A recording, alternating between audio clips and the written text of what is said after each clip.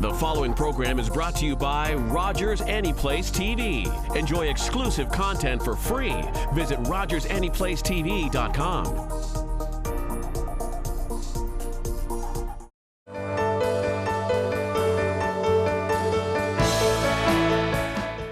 Welcome to Let's Get Writing. I'm Kathryn Mousseau. As you know, this show is designed to inspire you to write a book if that's in your heart's desire. And joining me today, my guest is Gary Collins, who is a very prolific author of 12 books. Welcome to Let's Get Writing. It's great to be here. Great. It's really nice to have you all the way from Hare Bay. Yeah. Great to be here. It's great. Great day driving. Good. Gary, I think I want to jump right in and ask you, you know, the process of writing, how does it get started? Everyone says they have a book. Oh, I'm going to write a book someday. Yeah. But you obviously have gone and done it. Yeah. So comment on that if you would. Well, I was the type of person that was always scribbling little stories down all my life. And I started writing eulogies. People would ask me when someone would die in the town, a friend's family, and I never charged, of course, and I still do that without charge. And I started writing eulogies, and I've always had stories around the house. And one day my daughter Nicole said, Dad, those stories should be published. And I said, no, I'm not even going to have anything to do with that. I'm just writing stories for her, because they're really good. No, that's fine. So I was driving, I was a logger for 42 years. And I was driving a tractor trailer full of logs over a mountain ridge, and the phone rang in the truck, so you know it's not that long ago. And this guy said, "This is Ryan Clary from the Newfoundland Herald." And I said, "Well, you got the wrong number." He said, "Oh no," he said, "I'm reading your work." I said, "You definitely got the wrong number." But he started reading, and I said, "Well, you know, where the hell do you get that?" And he said, "Your daughter sent me one of your stories, and we want you to do another one." So this was in September month, and he wanted a hunting story. And it started from there, and I wrote for the Newfoundland Herald under a pseudonym, Nicholas C., for 5 years, doing all feature articles. And Ryan Cleary always wanted me to write a book. So one day he called, and he wanted me to write another story about down on the wharf in the 50s. And I said, "Well, I'm after giving you several." So my wife, Rose, who was my mentor, I met Rose. Rose is great. Yeah, she came up with the story. Display. Yeah, she came up with the story about her two uncles who were lighthouse keepers, and one of the brothers had dropped dead on the island, and the other brother was there with the body for 3 days in the 50s in a really hard storm and so on, and superstition and all that. So I wrote that story, and it became my first book, and with Flanker Press, and I've been with Flanker Press for 10 years and written 12 books for them, and they've all become Newfoundland bestsellers. Well, this latest one, hopefully. Well, I'm sure it will follow in the path. I'm sure you have quite a few people now who read your books and who enjoy that type of story, which is it's amazing. It just draws you in. It's a humbling process. Yes. If you go to, and they're set up, you know, the 12 books are set up to book shows, and a guy will come along and he said, "I read that one, I read that one, I read that one." So what can you say? Only thanks, right? Yes. But in the theme of your show, I always express my appreciation, and I always offer my assistance. I never end a little event, and I can't believe I'm saying my name in speaking events, because I was not into that. No. I was a logger, spent most of my life alone in camps. But I always tell people, if there's anything I can do to cut through the tape of getting you published, I can tell you how to get to a publisher and maybe give you some assistance in the process. It would be confidential and no cost. You just had to buy one of my books to get the email. There you go. Right. So that's, and I've had several. So you have had several people who have asked you. Yeah. Well, what's one of the key pieces of advice that you do give to people? Well, just yesterday I was at an event signing a book, and this lady came along and she said, "Oh my God, I like to write about my father. He's 90 years old, and he has so much stories in his head, and he soon won't be with us." So my advice to any writer, young or old, who are aspiring to write down their family history or come up with a story of your own, but especially family history, is get it down. Get it on paper. It doesn't matter if you don't like the editing or its grammatical effects. That will be ironed out. Get the information down while you can. That's very important if you're going to do like history of your family and stuff like that.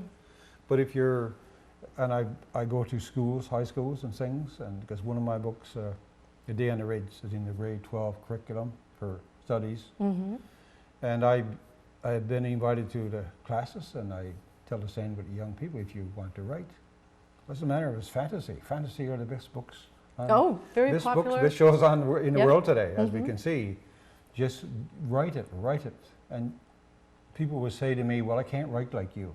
You don't have to write like me. I can't write like you. We're all different. And then they will say things like, well, my language is not good enough. It does got nothing to do with it at all.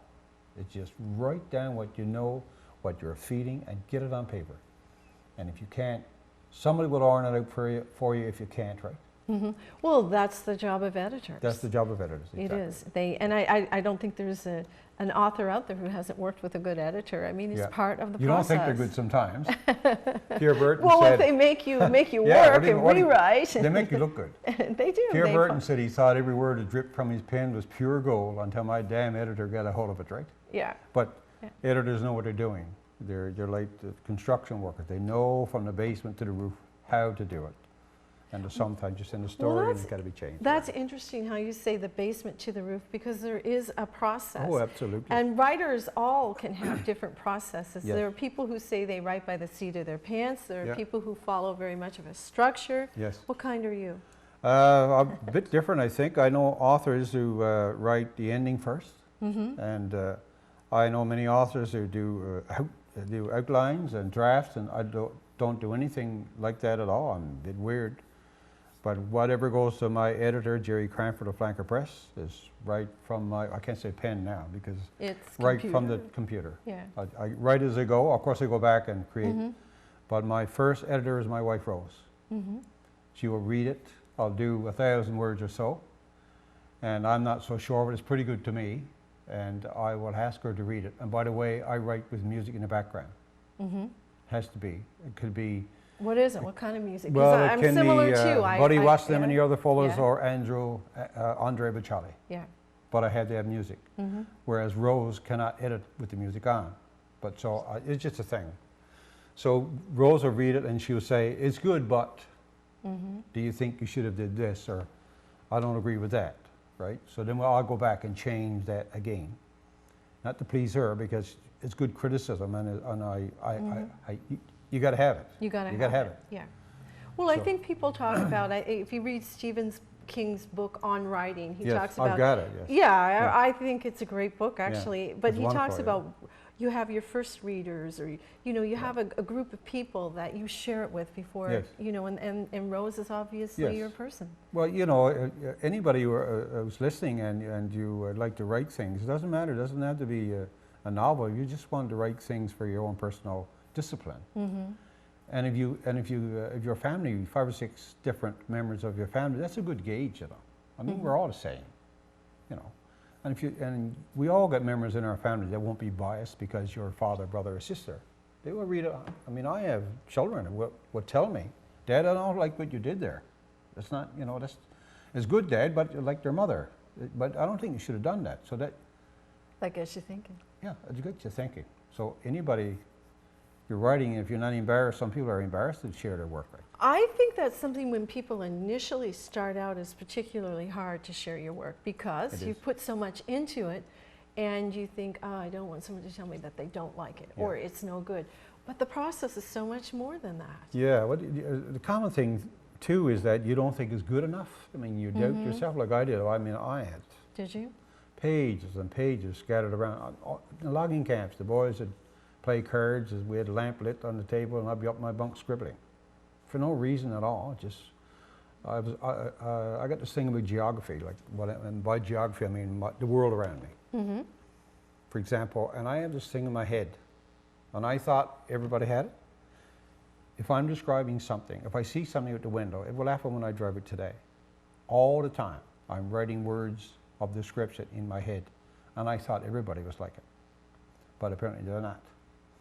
It can drive you nuts, right? Well, if you think about it, when you say words of description, finding a unique way to describe something and not to fall into cliches is a real challenge. It is a challenge. Yes. Last year's book, Desperation, was a challenge because it was about a shipwreck in Notre Dame Bay in 1867, and 15 men aboard and 2 women, and they crashed on the island.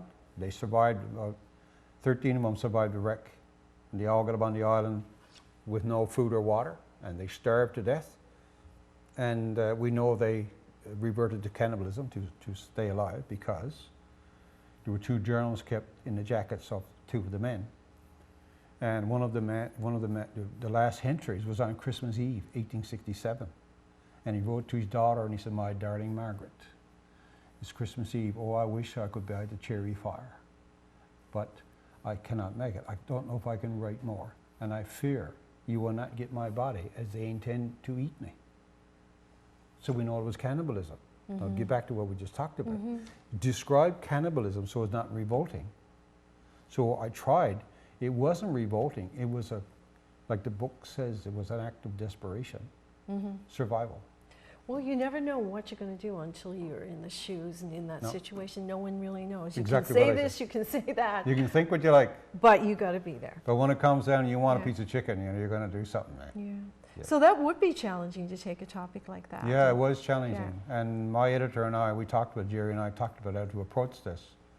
And I got to give a heads up again for Flanker Press. They go through 5 or 6 editors, my work, and they're very cautious of what they do and what they put out there because children read my books and we try to have it appropriate. But so we came to a balance and it worked okay. Right?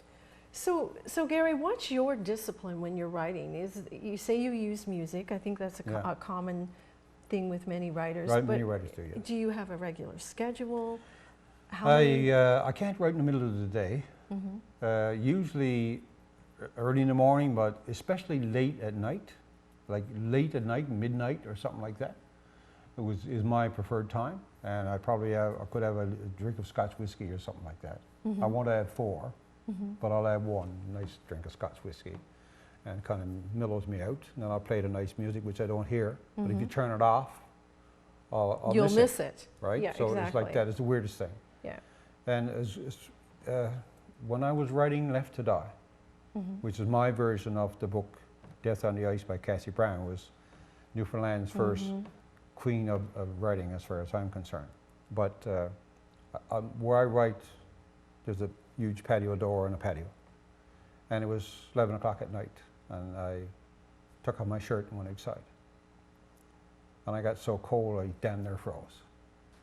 And I came in and I got to the key and I was writing like this when I described what the father and the son died with their arms wrapped around each other. I had to have the feeling, how can you do it? I had to have the feeling. And you know when you're cold outside and when you come in and that nice cold shiver runs up your back, it's delicious for the second, right? And it makes you shiver all over. And that's how I wrote that scene. Wow, that's interesting. Yeah. I mean, I've never thought about something like that, depending your topic, but that was pretty interesting story. It was. To actually feel it, because you're reaching for the words, you're reaching to, how do I describe this? How would this feel? Yeah. Then you came in with a good idea of how it felt. Well, you know, it is what it is with me, and I can only do my way, and that's the way that I do it. Do you write to 2 or 3 in the morning? Or? Rarely past 2 o'clock, but there's sometimes I will get up and our house is right by the ocean and faces south and get all the sun. The moon comes up the same place the sun does, of course, almost just about it. So it's a night and a night and a day place, and we have all windows facing the natural elements. And sometimes you get a really nice, just before the sun comes up, when it's all purpley and you know, and the morning is just coming. And I'll just think about one word. Like Homer said, the rosy fingers of dawn were piercing the sky. And I will rush to the computer. And just that one sentence, and it could mean 10 pages. And I would say to writers who are interested, there's always this cliche thing about writer's block. Yes. There's times I don't feel like writing. I guess that's what it is. But I'm the type of person that I don't take no very easily. If you say don't no to me, that's not a good, I will rebel. So if I get a feeling that no, I can't write, I will go to the computer and say, no, I don't feel like writing. And I'll write those words out. No, I just wrote something. So then I can go. And then you go. Then I go. Yeah, it's interesting you mentioned writer's block because if as a writer it is your job and what you're going to do, essentially what I've always heard is you just must write. Yes. Just whatever it is, even if it's something that you pick up, Yeah. throw it at the wall, which these Yeah. days it would not maybe be paper that way, No. it'd be on your computer Delete screen. now. delete. Or you can print it and then destroy it if it makes you feel good. But I mean, they just say that that's fine. Whatever you get down on paper is going to start the momentum Yes. of keep. It's like, I guess, with exercise, just get something done. Get Yes, out for a and- walk around the block. And if you're in the mood for writing, if you're in a parking lot, I always got pen and paper. Mm-hmm. I wrote one of the scenes of Left to Die Again. I'll reflect to that one. In the airport in Toronto with 10,000 people passing. I wrote 2 chapters, oblivious to the crowd. Mm-hmm. But it was in the winter, and there's something to do with the drifts coming across the tarmac there. Something came in my mind, and I just went off on a tangent.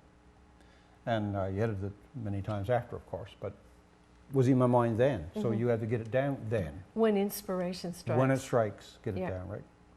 Yeah. So that's one of the biggest messages coming out of this today. It is Get for it me. down on Get it, paper. as soon as I have Yeah. been driving along the highway, and the Rose will tell you, back to my faithful again, Rose, always my faithful. One word will come in my mind. Pull off the side road and write down the sentence. Or I would say to Rose, Rose, mark down this word. She doesn't even ask what for anymore. She knows. Just that word. And if we're on a long 4 or 5 hour trip, I could come up with 10 words. And when I get home, she'd give me a little notebook and look at each word, and I know what prompted that, and I would go from there.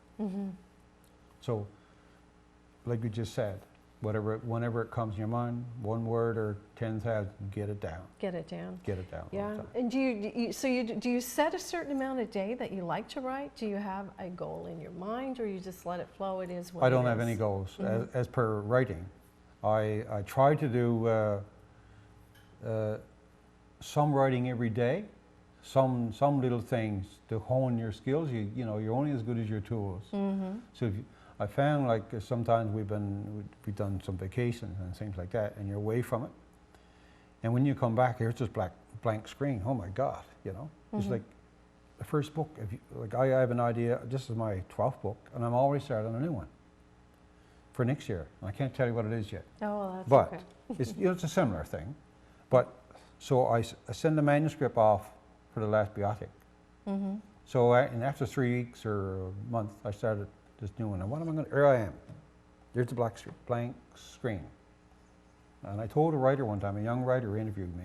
My grandson is the head writer for Newfoundland Herald, by the way, Dylan Okay, Collins. it's in the family. And I told Dylan, I said, never be afraid of the naked screen.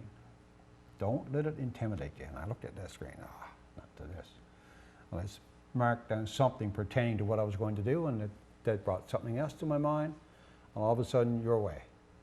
And I judge all books that I read, and I read everything.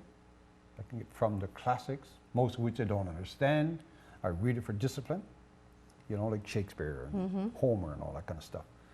But I judge all books by the very first line in the book. I'll never go to the back of the book. I don't care about that. I don't care what the critics said. I make up my own mind. The very first paragraph, if that doesn't get me, I'm not reading. So I'm very particular in what I do with my first lines. And that's been something that many, many writers will say. And it's Yeah. certainly if you're submitting something to, a publisher, Yes. they're going to look at that first course, paragraph. yeah. So you put quite a bit of attention to that. Yes, because the critics on the back of your book, well, a lot of books are telling what's inside, but sometimes you get criticism or good critiques or whatever on the back of the book. These are only matters of opinion, right? These are only matters of opinion. So, and opinions are not wrong, they're opinions, Their opinions. right? So, Yeah. but I go with the first paragraph always. Yeah. Wow. And what are you reading now? Can you? I am reading now for the 3rd or 4th time, the Odyssey. The Odyssey. For the 3rd time, I think. It's it's not thumbed, because I refuse to thumb a book, and I don't turn in the pages. I got bookmarks I can put You in got them. bookmarks. Hey, we got the I got bookmarks. we I got can the put- bookmark. This is Yeah. from your most recent book, The Last Biotic. Yes, it is, yeah. And that's out now. And what kind of stories can you tell us about this? Every one of your books Yeah. has a story They're all behind stories the before story. they start, yeah. They are, but Yeah. what can you tell us about this one? The last biotic came from when I was writing Maddie Mitchell, which is probably one I'm best known for. It's gone to 7 prints, I think, and it's been made into a movie. And while I was doing the research, I found this guy, Cop. That's not his picture, that's his image, of course. But I found this character, Cop, and I got like a green light. Now, where the hell have you been all those years, right? And his daughter, and there's a picture of his daughter in the book Last Biotic. She was interviewed in Massachusetts. Her name was Santu. And she told the leading anthropologist of the time, Frank Speck, that her father was the last biotic in Newfoundland. And she was born 1835 or 6, which made her 5 or 6 years post-dating Shanaditha, after Shanaditha died in 1829. Cop was alive probably up in the 1880s. So when he interviewed Santu, she was about 75 years old, 1912 or whatever it was. And her son, Joe Tooney, lived to be 102 years old. And he, all the way up to his life, he was always told that his father was a biotic Indian, right? And Frank Speck, the anthropologist, interviewed Santu and wrote down what she said. She said her father was called Cop, which is the word, the biotic word for, it's probably the Mi'kmaq word, because she was Mi'kmaq. The word for the red beaver root that grows in the ponds. And described how he ate mostly raw flesh, and they put their infants in red ochre, and how she fled Newfoundland and Nova Scotia. That's documented. I'm not trying to change Newfoundland history. I'm just saying read and make up your own mind. Read and make up your own mind. If for nothing else, it's good discussion. Yeah. Well, all of your books, I mean, they are rooted in facts you find out. Actually, before we went to air, you were telling me, you know, about some of the encounters you have and interviews you do with people along the way. Yeah. That must be at times very intriguing and moving even. It can be. You know, people come around, like I say, and sometimes they say, well, I got a story for you. And other times, well, it's common now to come up and they say, I read that one, I read this one, or my father's got that one. Or wait now, well, today now, to take a picture of it on her phone, and phone, Dad, do you have this one, right? So that's, you know, it's humbling to know that. But people will tell me stories. I mean, I have stories upon stories. I never ignore someone, and you can't do that. I had a lady call me just yesterday. She read Last Biotic.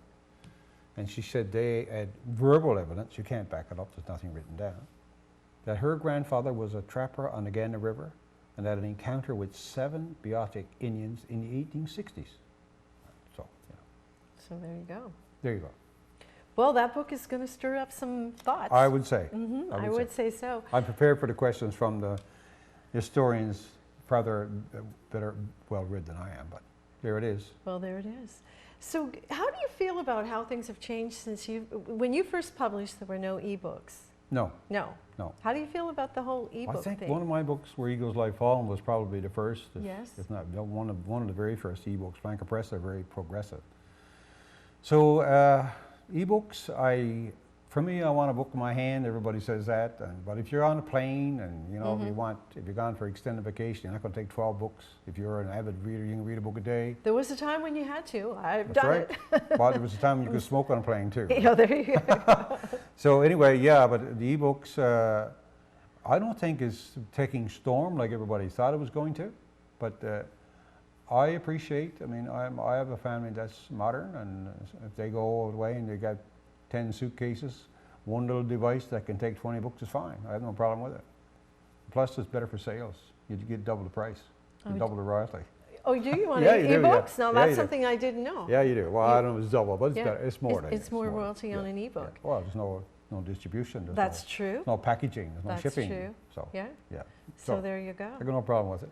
Now you went off track a little bit at one point. You wrote a children's book. I did so. Tell us that story. We have to get. We did. Is it there somewhere? What color is the ocean? No, Yeah. it's in here. It's here somewhere. Oh, here it is. There it is. in Oh, right front. here Right in the front. center. We're Jeez. just behind it. That's an interesting story in itself. My granddaughter Maggie Rose Parsons, she was 5 or 6 years old at the time. And as I said before, we have a big window facing the ocean. And she's a frequent visitor to my house, I can assure you. And every time she come in the house, I'd say, Maggie, come and see what color the water is today. It was a joke, right? And she'd run to the window and she'd say whatever the color was she thought it was. So one day she came in and I said, Maggie, come and see what color the water is. And she ran to the window and she looked out and she said, the water is gray. I wish this rain go away. And yeah, I never got it. So could it be 2 weeks after? Same scenario. And she said, the water is blue. And she stopped. She said, because the sun's shining through. Cute. Right? Oh. So, you know, the boy's grandfather still didn't get it. So another day she came in and she ran to the window. Maggie, what color's the water today? And she ran to the window and there was what we call home stark calm. No wind, just black calm. Yeah. And she said, the water is black.